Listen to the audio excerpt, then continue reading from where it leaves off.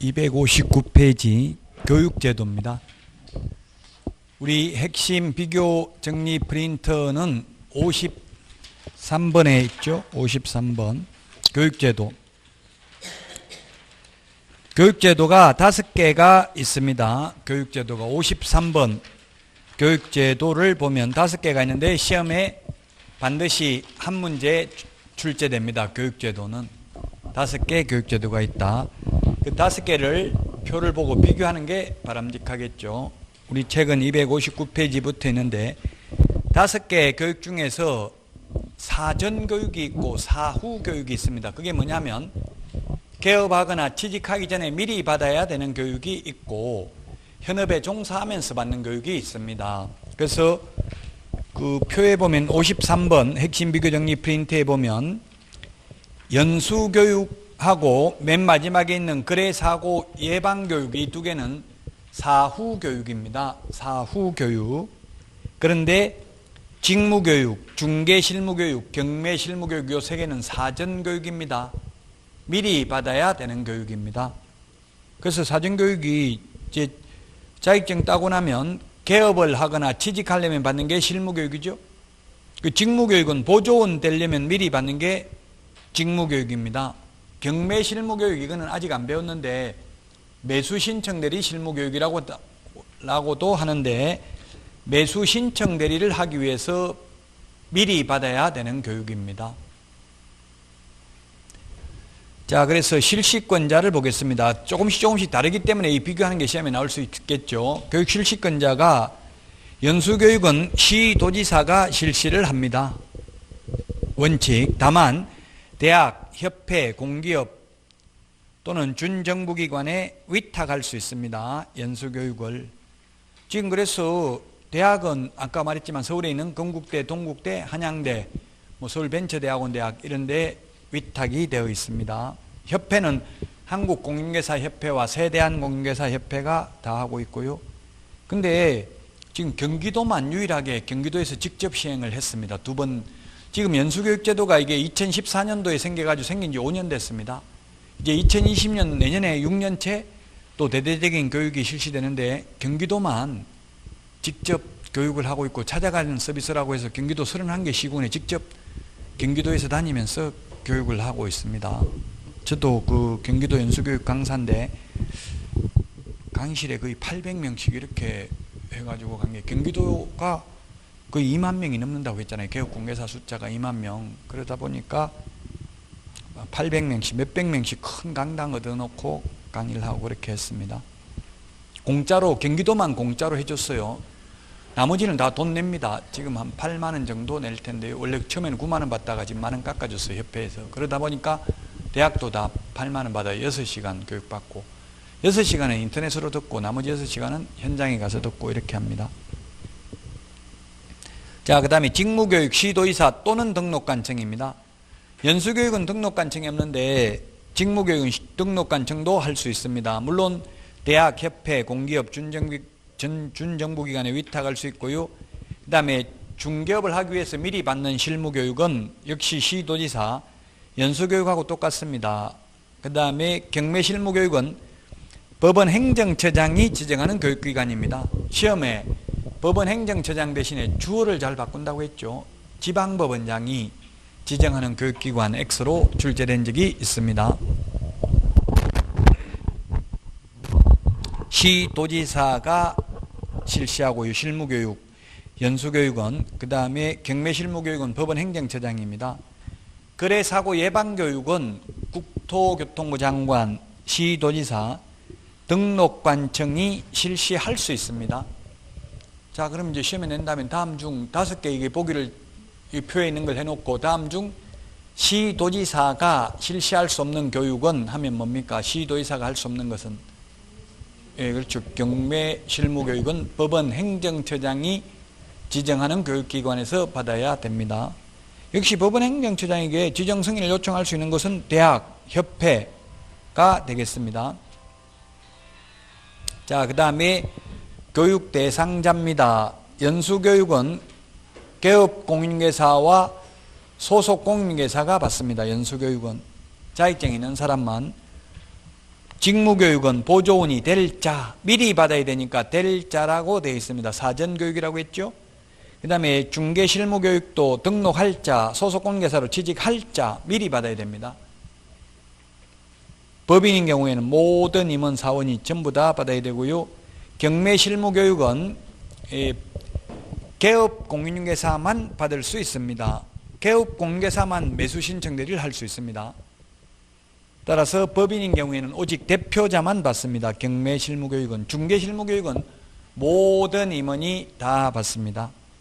그 다음에 예방교육은 개업공인중개사 등, 개업공인중개사 등은 소속공인중개사 중개보조원도 예방교육을 실시할 수 있습니다.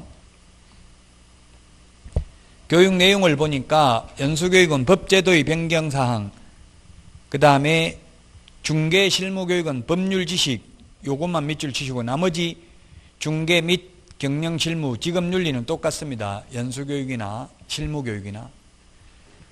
그래서 저도 연수교육을 경기도에서 연수교육 강사인데 뭘 주로 하라고 하냐면 이게 개정법령 2년 동안 바뀐 거 중개와 관련해서 전부 다 많이 합니다. 법 바뀐 걸 강의해 줘야 되니까요. 지금 그래서 세법하고 보통 다른 법령 개정된 거 하고 이렇게 2개 해가지고 3과목 하더라고. 3과목 6시간 동안 2시간씩 해가지고 그 주로 개정된 법령 위주로 합니다. 연수교육은. 자, 그 다음에 보조원은 직업윤리입니다. 직업윤리. 자, 그 다음에 경매실무교육은 직업윤리, 민사소송법, 민사집행법, 경매실무입니다. 거래사고 예방교육은 부동산 거래 질서를 확립하고 부동산 거래사고로 인한 피해를 방지하기 위한 교육입니다. 그럼 5개 교육 중에서 직업윤리가 교육 내용에 포함되어 있지 않는 게 뭡니까? 직업윤리가 들어가 있지 않는 게 거래사고 예방교육이죠. 자, 그 다음에 기타 교육시간도 다 기억을 해야 됩니다. 교육시간. 근데 이게 저는 뭐 교육 강사를 다 해봐가지고 좀 쉽긴 하던데 교육시간이 없는 거. 그럼 교육시간이 명시되어 있지 않는 게 뭐냐면 거래사고 예방교육입니다. 거래사고 예방교육은 교육시간이 정해져 있지 않습니다. 그 다음에 이제 가장 짧은 것부터 하면 직무교육입니다. 직무교육. 중개보조원이 될 자가 받는 직무교육은 3시간 이상 4시간 이하고요. 그 다음에 짧은 게 연수교육입니다. 연수교육. 12시간 이상 16시간 이하입니다. 근데 지금 현재 경기도 같은 경우는 12시간을 하는데요. 6시간은 인터넷으로 사이버 강의를 듣고 나머지 6시간만 현장 강의를 듣고 있습니다. 그래서 연수교육 최소한 12시간 이상 16시간 이하. 그래서 하루 동안 받으면 돼. 하루는 인터넷으로 들으면 되고요. 그 다음에 이 직무교육 이게 보조원들은 전부 인터넷으로 다 들을 수 있습니다. 3시간 모두 다. 근데 사장님들이 보조원 될 사람 보고 그냥 인터넷으로 틀어만 놓고 듣지는 마라 이렇게 하던데 들으라고 하는 게 좋겠죠. 인터넷 틀어놓으면 들었는지 안 들었는지 모르잖아요. 근데 가급적이면 듣게 해야 돼요. 보조원들도. 그 사장이 말하는 건 안 듣지만 다른 강사가 말하는 건 또 들을 수도 있잖아요. 지금 윤리, 사기치지 말라 이런 거 윤리를 강의한다고요. 지금 중개업계에 이게 문제가 보조원들이 자격증 없는 분들이 중개 질서를 물단하게 하는 경향이 좀 있거든요. 자격증 없으니까 모르니까 공부를 안 해봐서 우리는 아까 3년 이하의 징역이나 3천만 원 이하의 벌금 이런 걸 다 머릿속에 넣고 있기 때문에 시험 보려면 무서워서 못해. 이거 하면 3년 이하의 징역이나 3천만 원 이하의 벌금이다. 이게 딱 기억을 하기 때문에. 근데 보조원은 무식하게 하잖아요. 들은 적이 없기 때문에 공부를 안 했기 때문에. 원래 무식한 사람이 용감하다는 말이 있죠. 무식하다는 거는 뭐 꼭 몰라서 그런 게 아니라 공부를 안 했기 때문에. 그래서 돈 벌려면 차라리 중개보조원 해가지고 한 건 하는 게 나아요. 사기치려고만 먹으면 자격증 안 따고. 근데 여러분들은 그렇게 돈 버는 게 인생의 전부는 아니잖아요. 사람이 그래도. 자격증 없으면 보조원을 근무하면 늘 자격지심이 있어요. 자격증 없으면 국민들도 무시한다고. 자격증도 없는 게 이렇게 하니까 꼭 자격증 따가지고 취직해야지. 아무리 경제적으로 어려워도 시험 볼 때까지는 절대 보조원을 취직은 하지 마시라고요. 한번 보조원으로 발 디뎌놓으면 자격증 따기는 어렵습니다. 보조원이 합격할 확률은 3%, 일반인들이 합격할 확률은 37%입니다. 올해 합격률이 6점 몇 퍼센트 나왔잖아요. 37%. 4명, 10명 중에 4명이 합격했다고요. 모든 응시자 다 통틀어서 그렇기 때문에 학원 다니는 분들은 90% 이상 합격합니다. 한 번도 결석 안 했다면. 그 인터넷 듣는 분들도 계속 수업만 들으면 합격하는데 인터넷으로 하면 그 의지가 약하기 때문에 쉽지가 않죠. 스스로 다 통제를 해야 되는데 그 인터넷 듣는 분들은 특히 학원 다닌다 생각하고 무조건 그날 강의는 그날 듣도록 노력하셔야 됩니다. 쉽지가 않아요. 그럼 말은 이렇게 노력하라고 하지만 저도 저 알아서 공부를 제대로 예습 복습해 본 적이 없거든요. 이때까지 뭐 대학원까지 저도 박사과정까지 했지만 쉽지 않아요. 그게 하는 게. 그 여러분들은 꼭 결석은 하지 마시라고요. 자, 그러면 교육 시간 그 다음에 이제 긴 게 뭐냐면은 실무 교육입니다. 28시간 이상 32시간 이하인데 지금 이게 보통 동국대 같은 데는 28시간 하는데요. 28시간 하면은 3일 동안 합니다. 3, 7은 20일, 21시간 하고 나머지 7시간은 인터넷으로 듣고 이렇게 합니다. 그래서 28시간 하고 있습니다. 제가 평택대학교에서도 저번 주에 하고 이번 주에도 평택대학교 하는데 평택대는 또 30시간 하더라고요. 30시간 하면은 32시간 이내에 하면 되니까 평택대 같은 데는 100명 넘게 오니까 근데 사람 적게 오면 괜히 강사료만 나가잖아요. 더 많이 하면. 그래서 굳이 많이 하려고 하지는 않더라고요. 자, 그 다음에 그 폐업 후 1년 이내 재등록 시 교육 불필요 실무교육 이렇게 되어 있는데 실무교육 여러분들도 합격하고 나면 사실 바로 받을 필요는 없어요. 그럼에도 불구하고 저도 사실 12월 달에만 제가 실무교육 강사를 하거든요. 1월 달부터는 전부 학원 강의가 다 잡혀 있어서 할 수가 없어요. 월요일부터 금요일까지. 1월 달부터는 사실 못 하는데 보면 저는 좋아요. 12월 달에 많이 오니까 제가 강의할 때가 많으니까. 근데 사실 굳이 12월 달에 합격하자마자 받을 필요는 없어요. 취직을 하거나 개업이 확정돼 있으면 받으면 되는데 그 보면 교육받고 1년 안에 개업하거나 취직 못 해가지고 다시 받는 확률이 60%가 넘어요. 확률적으로 보면. 2번 받는 사람이. 그 1년 안에 무조건 개업하려고 맘먹고 망하면 안 되겠죠. 그 교육받았다고 해서 교육비 13만 원인가 내요. 그 실무교육. 이 교육 5개 중에서 공짜로 하는 거는 직무교육이 아니라 거래사고 예방교육 하나밖에 없어요. 공짜로 하는 거는. 나머지는 다 돈 받아요. 그러니까 돈 내고 받았다 하더라도 거기에 쫓겨가지고 1년 안에 억지로 개업하려고 하지는 마시라고요. 가급적이면 젊은 분들은 1년 이상 취직해보고 개업하면 절대 안 망합니다. 경험을 1년만 제가 가지면 돼요. 1년만. 모든 영업은 1년이 중요해요. 보험영업, 자동차 세일즈맨 1년만 잘 버티면 그 다음부터는 고객 관리만 해도 자동적으로 계약이 나온다고요. 중개업도 마찬가지예요. 1년이 고비예요. 1년이. 그러니까 그 고비를 남 밑에 취직해서 배우면 그만큼 위험 부담을 줄일 수 있다는 이야기예요. 1년만 있으면 볼 거 안 볼 거 일어날까 안 일어날까 다 보거든. 1년 안에는 모든 게 그 중개사무소에서 일어날 수 있는 모든 일들이. 자, 어쨌든 실무교육, 직무교육 모두 그만두고 1년 넘으면 다시 받아야 돼요. 교육받고 1년 안에 개업하거나 취직 안 하면 다시 받아야 돼요. 저는 자산운용 전문인력 사전교육도 받았는데요. 그 자산운용 전문인력 사전교육은 그 리츠, 부동산 투자회사 이런 거 설립하려면 자산운용 전문인력 자격증 있는 사람 5명 이상 있어야 되죠.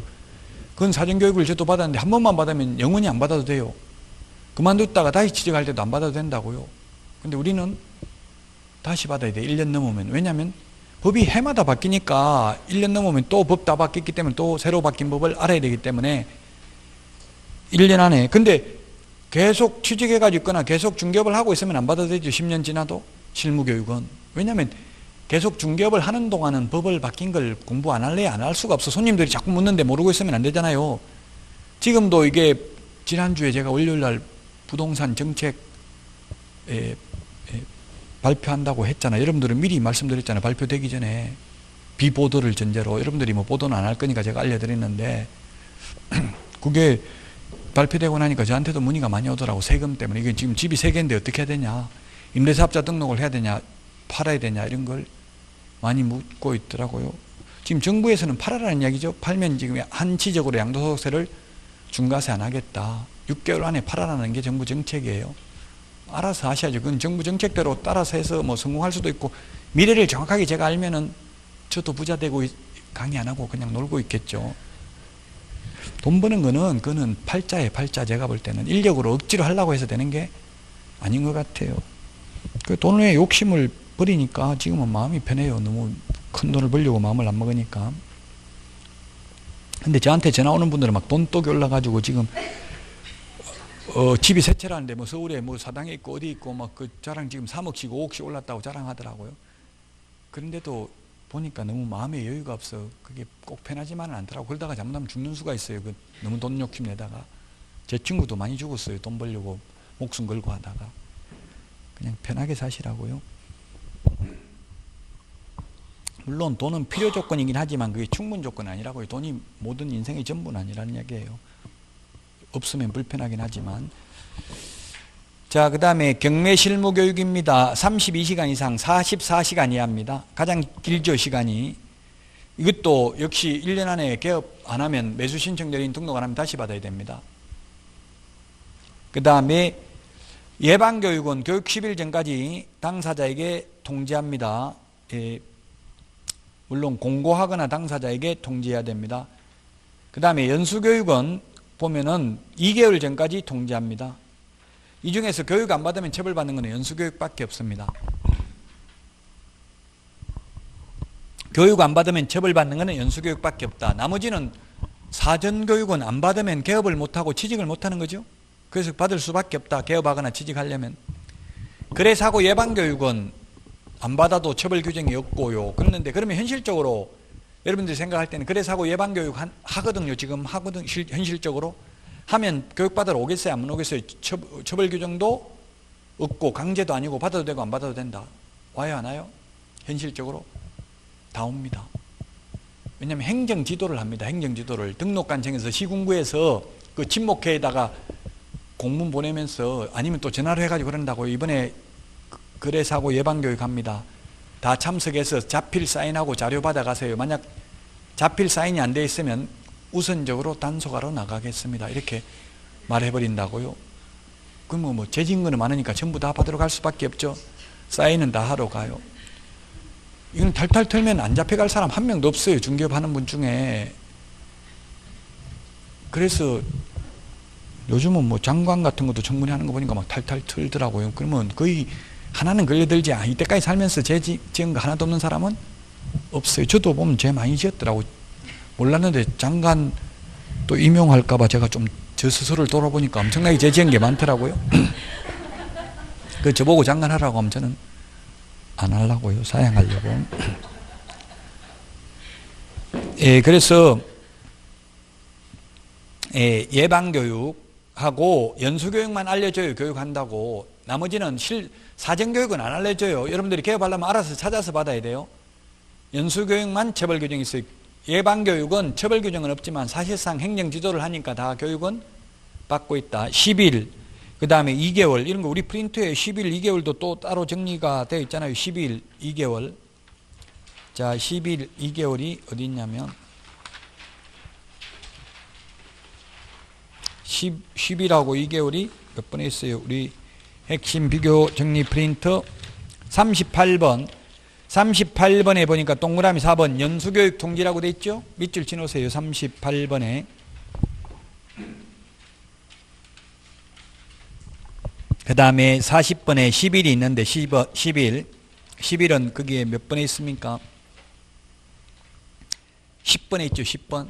10번 밑줄 치놓으시고요. 자, 10일이 11번까지 11개가 있는데 1월 달에 2개 더 추가했다고. 1월 달에 내드릴 프린트에는 왜 입법 예고되어 있는 거에 10일이라는 게 2개가 신설됐습니다. 1월 달에 이제 내드릴 때 추가해서 내드리겠습니다. 자, 그래서 교육제도를 봤습니다. 교육제도. 다시 한번 복습하고 교육제도 넘어가겠습니다. 자, 교육제도 중에서 시도의사가 실시할 수 없는 교육 뭐라고 했어요? 5개 중에서 시도의사가 할 수 없는 거 거래사고 예방교육. 공짜로 하는 거는 돈 안 받고 하는 거는 거래사고 예방교육 하나밖에 없다. 지급윤리가 교육 내용에 포함되어 있지 않는 거 거래사고 예방교육밖에 없다. 안 받으면 처벌받는 거는 연수교육밖에 없다. 500만 원 이하의 과태료. 교육시간이 정해져 있지 않는 거 거래사고 예방교육밖에 없다. 교육시간이 가장 긴 게 매수신청 대리 실무교육 32시간 이상 44시간 이하, 중개실무교육 28시간 이상 32시간 이하, 연수교육 12시간 이상 16시간 이하, 직무교육은 3시간 이상 4시간 이하입니다. 지금 봐도 암기는 안 될 겁니다. 계속 보다 보면 나중에는 다 기억날 거예요. 자, 그래서 263페이지까지 했습니다. 263페이지 그 표에 있죠. 교육제도 비교. 그 다음에 264페이지입니다. 업무 위탁 및 보칙입니다. 업무 위탁. 264페이지 양가로 1번 실무교육 위탁할 수 있습니다. 실무교육. 원래 조금 전에 교육제도 실무교육 누가 한다고 했어요? 시도지사가 실시를 하는데 시도지사가 실무교육을 위탁할 수 있다. 어디다가 위탁할 수 있느냐 하면은 그 위탁할 수 있는 기관 어디다 위탁할 수 있어요? 동그라미 2번에 보면은 고등교육법에 의해서 설립된 대학 또는 전문대학으로서 부동산 관련 학과가 개설된 학교, 그 다음에 공인중개사협회, 공공기관의 운영에 관한 법률에 따른 공기업 또는 준정부기관. 264페이지 양가로 1번에 동그라미 2번에 있죠? 이 세 군데에 위탁할 수 있습니다. 이 고등교육법에 의한 학교라고 되어 있습니다. 그래서 사이버대, 한국방송통신대, 지금 열린사이버대학에도 위탁이 되어 있습니다. 우리나라 최초 사이버대학이 열린사이버대학이죠. 지금 사이버대학이 우리나라에 23개 정도 있어요. 제가 국제사이버대에서 강의하고 있습니다. 여러분들도 주변에 사이버대 가실 분 있으면 합격하고 나서 소개해 주세요. 30% 최소 장학금 졸업할 때까지 지급해 드립니다. 자, 그 다음에 양가로 2번 시험 업무 위탁입니다. 시험 업무 위탁은 맨 밑에 보니까 시험 업무 위탁은 공공기관 운영에 관한 법률에 따른 공기업 또는 이 준정부기관, 그 다음에 협회에 위탁할 수 있다 했는데 지금 현재는 준정부기관인 산업인력공단에 위탁이 되어 있습니다. 준정부기관인 산업인력공단에 위탁이 되어 있다. 위탁 업무를 관보에 고시해야 된다. 위탁 업무는 관보에 고시해야 된다. 265페이지 메뉴에서 세 번째 줄. 자, 그 다음에 포상금입니다. 포상금.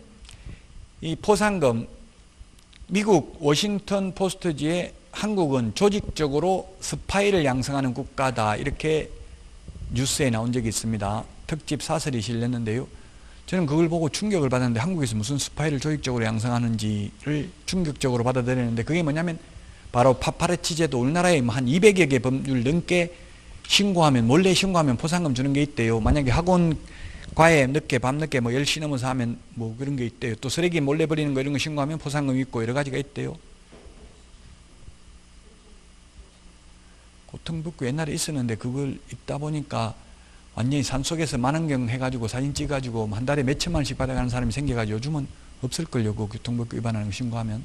부작용이 너무 커가지고 아예 직장 그만두고 그 학원도 생겼어요. 이게 교통법규 신고해가지고 한 달에 1,000만 이상 버는 방법. 막 위반하는데 멀리 가까이 있으면 찍으면 다 보고 잘 안 하잖아요. 멀리서 산에서 산속에서 만원 렌즈로 딱 그 위반하는 데만 하루 종일 위반하면 한 건에 10,000원씩 하면 엄청나게 많이 받을 거 아니에요.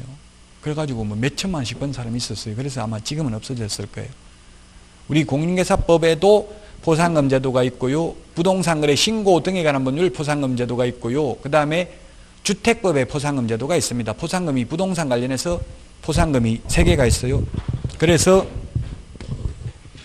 포상금 제도가 공인중개사법에 있고요. 이걸 중파라치, 그 다음에 부동산 거래 신고 등에 관한 법률.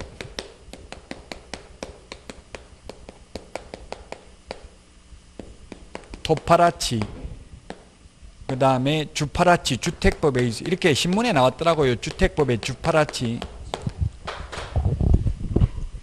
신고하면 포상금 주는 제도가 있습니다. 주택법에 불법 전매하는 거 신고하면 포상금 주는 제도가 있습니다. 주택법 시험은 잘 안 나오긴 하는데 이 공인중개사법만 지금 보겠습니다. 이 3가지가 있다고 부동산 관련해서 포상금 주는 제도가 몰래, 이게 국민 정서 함양에는 별로 바람직하지 않죠. 남을 몰래 신고해서 보상금 돈 뜯어내는 거잖아요. 어떻게 보면. 그래서 스파이를 조직적으로 양성하는 국가다 이렇게 나와 있는 거예요.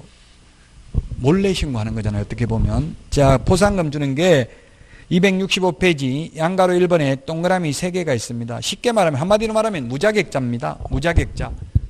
공인중개사법상 보상금, 공인중개사법에 보상금 주는 게 3개인데 무부양입니다. 무등록, 부정한 방법으로 등록, 자격증, 등록증, 양도 대여한 자, 양수 대여받은 자 신고하면 보상금 줍니다. 한마디로 말하면 무자격자입니다. 그래서 예를 들면 투기 조장하는 자 신고해도 보상금 안 주고요. 중개보수 초과해서 받는 거 신고해도 보상금 주지 않습니다. 3가지입니다. 무부양, 무등록, 부정한 방법으로 등록, 양도 대여한 자, 양수 대여받은 자. 근데 자격증 빌려주는 거 신고하면 보상금 받는데요. 우리나라 10만 5천 명 중에서 약 2, 3만 명 정도는 자격증을 빌려준 것으로 추정하고 있습니다. 정부에서는. 많이 있다고요. 어떻게 알 수 있어요? 많이 있는지 없는지. 그게 여러분들이 꼭 제가 조사관으로 보내주면 제가 10,000명은 적발할 수 있어요. 어떻게 알 수 있냐면은 자격증 게시되어 있잖아요. 등록증 사무실에 보면 그게 붙어있는 얼굴 사진하고 실제 근무하는 사람 얼굴하고 대조해보면 일단 1차적으로 알 수 있죠. 그 대조해보고 계약서, 확인설명서 보존하고 있는 거 다 가져오라고 해서 자필, 대조하면 되겠죠. 필적 감정하면 양도되어 있는지 알 수 있겠죠. 잡으려면, 적발하려면 할 수 있어요. 근데 현실적으로 적발은 아까 이야기했잖아요. 1년에 자기 취소된 사람이 10명도 안 된다고 했잖아요. 그 10명은 어떻게 해서 자기 취소되냐면 이제 빌려줬다고 공무원이 조사하러 누가 일단은 손님들이 민원을 제기한다고, 의뢰인들이, 매수인이나 매도인이. 그러면 등록관청에서 사장님 어디 가셨습니까? 자격증 빌려줬지 이렇게는 대놓고 안 물어요. 어디 가셨냐고 물어요. 근무를 안 했다는 이야기잖아요. 근데 막 욕하고 싸우고 이러면은 고발해버린다고, 검찰에. 고발하면은 이제 자기 취소될 수도 있는 거예요. 그런 사람이 1년에 한 10명 정도 돼요. 그 포상금 받는 것도 현실적으로 뉴스에 이거 포상금 받았다고 나온 게 거의 없잖아요. 지금 자격증 빌려주는 거 신고해서. 어쨌든 3가지 포상금 주는 제도 있습니다. 여러분들도 아마 이거 신고로만 해가지고 돈 얼마 버는지, 제가 등록관청에 전화해서 물어보니까, 국토부에 물어보니까 이게 국가에서 50% 보조할 수 있다고 돼 있거든요. 그 보조하려고 예산 확보해놓은 게 얼마입니까? 물으니까 하나도 없다더라고요. 그럼 돈 못 받는 거 아닙니까? 제가 신고해도. 이러니까 아마 등록관청에서 줄 겁니다. 이렇게만 이야기하더라고요. 자, 거기 보면 양가로 2번 포상금이 한 건당 50만 원입니다. 한 건 신고하면 50만 원 벌어요. 이거 알바하면 되겠네. 여러분들 50만 원 벌려면 신고해가지고 50만 원. 자, 국고에서 일부 보조할 수 있다. 전부 X라고 돼 있죠. 얼마 보조할 수 있냐면 리언에 보니까 100분 50 밑줄 치놓으세요. 50% 보조할 수 있다. 100분 50. 100분 50이나 2분의 1이나 같죠? 2분의 1 한번 찾아보겠습니다. 56번. 이게 있는지 없는지 저도 기억은 못하겠어요. 56번 프린터 맨 마지막에 2분의 1에 혹시 이거 있는지 한번 보세요. 있네. 10번. 10번 포상금 국고 보조 비율이 2분의 1이나 100분 50이나 같은 말이라고요. 50% 반대 줄 수 있다는 이야기잖아요. 절반. 2분의 1이라고는 시험에 안 나올 겁니다. 보상금 100분 50 법조문 있는 그대로 나올 거예요. 100분 50이나 2분의 1이나 100분 50, 즉 50%까지는 국고에서 보조할 수 있다. 근데 국고에서는 아직까지 예산 확보된 건 하나도 없다 하더라고요.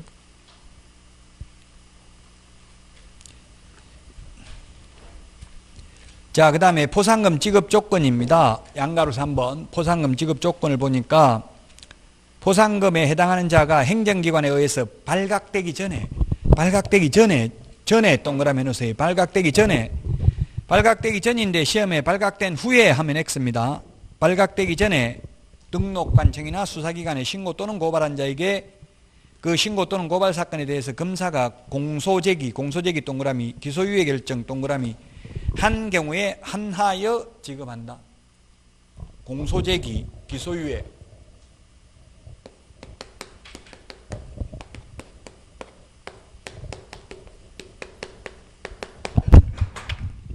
그래서 지금 우리나라에 검찰 개혁해야 된다는 말들은 뭐 나오고 있지만, 물론 반대 찬성이 있지만 판사 개혁해야 된다는 말은 거의 없잖아요. 지금 왜 그렇겠어요? 누가 권력을 가지고 있어요? 검사 판사 중에서 누가 힘이 세요? 모든 사건 처벌하고 나오는 검사에 달려 있어요. 판사는 아무런 힘이 없어요. 왜? 검사가 일부러, 옛날에 보면, 요즘은 모르겠는데 옛날에 보면 여당 의원들은 전부 다 의원직 박탈 안 되고 야당 의원들은 의원직 박탈되고 이런 게 많았어요. 그거는 뭐고요? 검사가, 여당 의원은 증거 자료를 명확하게 제출 안 하고 야당 의원만 확실하게 제출해버리면 판사는 그 증거만 볼 뿐이거든요. 옛날에 많이 그랬어요. 그래. 요즘은 뭐 모르겠습니다만은 어쨌든 옛날에 그 검사 손에 달려있다. 공소제기라는 건 뭐냐면 재판에 넘기는 거예요. 이게 기소했다 같은 말이에요. 거의 기소했다, 공소제기했다, 재판에 넘겼다 같은 말이라고요. 검사가 재판하라고 넘긴 것만 판사는 재판을 할 수 있어요. 그래서 판사는 힘이 없어요. 그 낭여권 지금 자유한국당 의원 남편이 판사잖아요. 근데 옛날에 뉴스에 그런 게 나오더라고요. 판사가 기소 청탁했다. 자기 나경원 의원 기소 청탁을 해서 빨리 재판에 넘겨라. 넘기면 우리가 알아서 할 테니까 이렇게 했다고 뉴스에 나오더라고요. 왜 안 넘기면 판사가 아무리 잡아 넣으려고 해도 할 수가 없어. 검사가 기소를 안 해버리면, 공소제기를 안 하면. 그래서 우리나라 기소 독점주의잖아요. 검사만 기소할 수 있어요. 지금 현재 우리나라에서는 검사가 재판에 넘기고 안 넘기고 결정을 한다고요. 그 검사가 재판에 넘겼다. 그러면 검사가 무조건 재판에 넘기냐? 검사들 인사고가에 재판에 넘겨가지고 무죄 선고율이 많이 나오면 나중에 진급하기가 어려워요. 그래서 검사는 일단 유죄가 거의 확실시, 자기 생각에는 확실하다고 생각한 것만 재판에 넘겨요. 기소유예라는 건 뭐냐면, 제가 있긴 있는데 재판에 안 넘기고 재판에 넘기는 거, 소송을 일으킬 기자거든요. 소송을 일으키지 않고 그냥 유예했다는 말은 자기 선에서 마무리 짓는 거예요. 제가 있기는 있지만. 이런 것도 제가 있으니까 포상금 받는다고요? 그럼 포상금 못 받는 게 뭐냐면, 불기소, 무혐의 처분, 공소권 없음, 기소 중지. 기소 중지는 범인이 도망가고 없으면 기소를 할 수 없잖아요. 재판에 넘길 수가 없잖아요. 그럼 기소 중지한다. 포상금 못 받아요.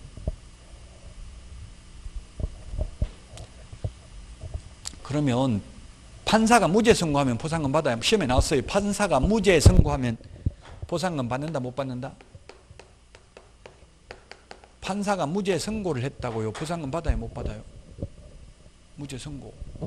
포상금 받는다. 재판에 넘기면 포상금 받는다 했잖아요. 무죄 선고가 나오든 벌금이 나오든. 그 검사가 그래서 파고 있다고 했잖아요. 검사 손에 달려 있다고요. 검사가 공소제기, 재판에 넘기기만 하면 판사가 무죄 선고해도 보상금은 나와요.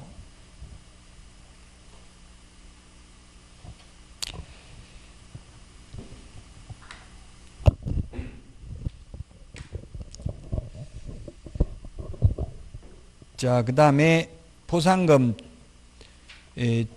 지급 절차는 국토교통부령으로 정하고요.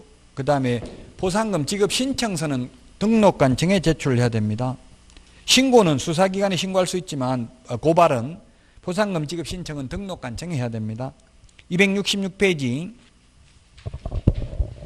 포상금 지급은 그 결정일로부터 1월 이내에, 1월을 글씨체에 진하게 해놨잖아요. 1월 이내에.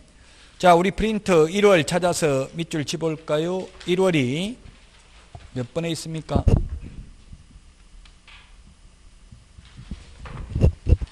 45번. 45번에 동그라미 3번 밑줄 치놓으세요. 45번에 동그라미 3번. 1월 이내에 포상금 지급 결정일로부터 1월 이내에 포상금을 지급합니다. 1월 이내에. 이런 걸 왜 30일이 아니고 왜 1월이냐 따지면 답이 안 나와요. 이런 거는 그냥 암기해야 돼, 숫자는. 왜 2월도 아니고 1월이냐? 예, 법에 1월이라고 되어 있으니까요. 1월입니다. 1월. 그래서 자꾸 비교하는 거 자꾸 찾아보고 잊어먹고 찾아보고 잊어먹고 계속 반복하는 수밖에 없어요. 1월 이내에 포상금을 지급한다. 자, 그 다음에 양가로 5번입니다. 266페이지 양가로 5번. 포상금 지급 방법입니다.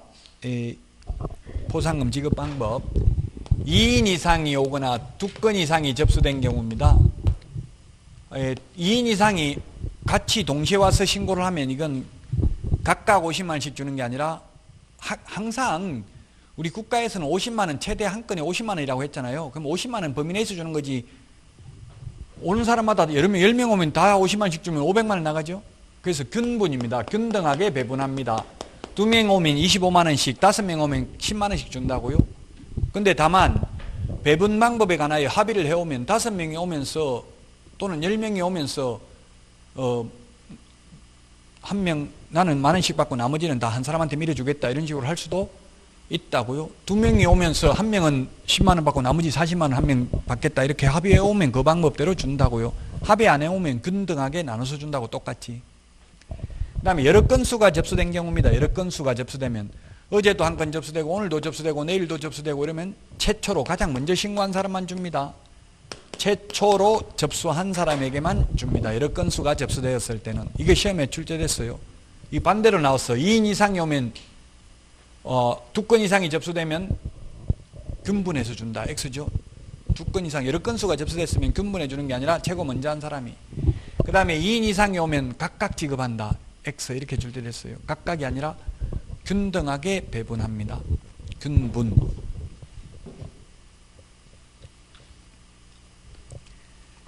266페이지 그 기출문제가 있는데 이제 이런 거는 1월달부터 좀 풀어보고요. 기출문제를 봐야 어떻게 출제될지 방향을 잡을 수 있는 거예요. 공부를 어떻게 해야 될지. 그 감을 느끼려고 기출문제를 풀어보는 거지. 지금 기출문제를 다 맞춰야 되는 건 아닙니다. 언제 맞춰야 되냐면 계속 고통받다가 10월달에 내년 10월달에 맞춰야지. 미리 맞춰봐야 소용없어요. 모의고사 1회 때 수석한 사람은 거의 99% 다 불합격했어요. 사람이 교만해지잖아요. 벌써 한 5월달 4월달에 점수가 60점 이상 다 나와버리면 올해도 떡 돌리고 그래서 학원에서 그 1등 해가지고 여러분들도 1등해서 떡 돌리고 실제 시험이 떨어지고 떡만 돌리세요. 떡은 먹고 싶어요. 떡은 돌리도 좋은데 위험하다고요. 그럼 그 마음을 1회 때 모의고사 본 마음을 시험 볼 때까지 가져가야 되는데 그게 쉽지 않다고. 사람이 교만해지잖아요. 다 뭐 전과목 80점 나오면 공부하고 싶지가 않겠죠. 그러니까 떨어진다고요.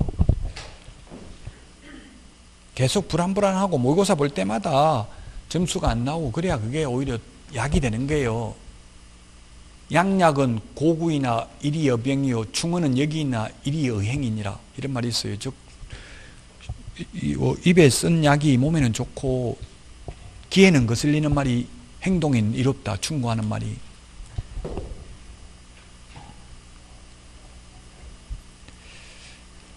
근데 여러분들이 실장으로 근무하면서는 충고하지 마세요. 사장한테. 그러다가는 바로 잘리니까. 자, 수수료 납부입니다. 267페이지 수수료. 수수료 납부. 우리 핵심 비교 정리 프린터 52번에 있습니다. 52번. 52번에 수수료 내는 거 19가지를 적어놨습니다. 우리 교과서 지금 268페이지 메뉴에 있는 거 6가지가 바로 우리 핵심 비교 정리 프린터 52번 1번부터 6번까지입니다. 수수료 내는 거.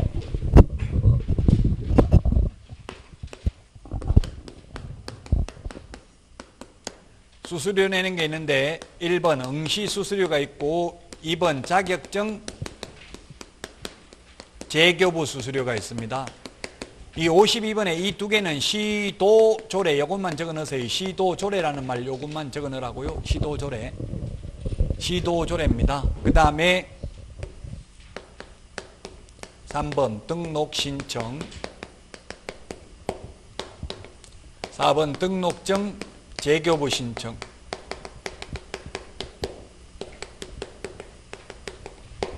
그 다음에 5번째 분사무소 설치 신고 그 다음에 6번째 분사무소 설치 신고 필정 재교부 요건 시군구조례입니다. 시군구조례. 핵심 비교 정리 프린트 52번에 다 있죠. 밑줄만 쳐놓으세요. 근데 7번 자격증 교부. 자, 합격하면 자격증 처음에 줄 때는 돈 받아요? 안 받아요? 안 받죠? 요거 프린트에 X 돼 있는 거는 수수료 안 낸다는 이야기예요. 여러분들 이게 시험 응시 원서에 붙이는 사진 반명한판 사진이 아니고 전부 그 여권용 사진이에요. 그 사진이 그대로 그냥 자격증이 붙어서 나와요. 바꾸려고 하니까 지자체마다 다르더라고요. 경기도 같은 데는 못 바꾼다. 재발급 받으라더라고. 재발급 받으려면 수수료 내야 돼요. 경기도는 안 바꿔주더라고. 사진을요. 재발급 받으라고 그래요.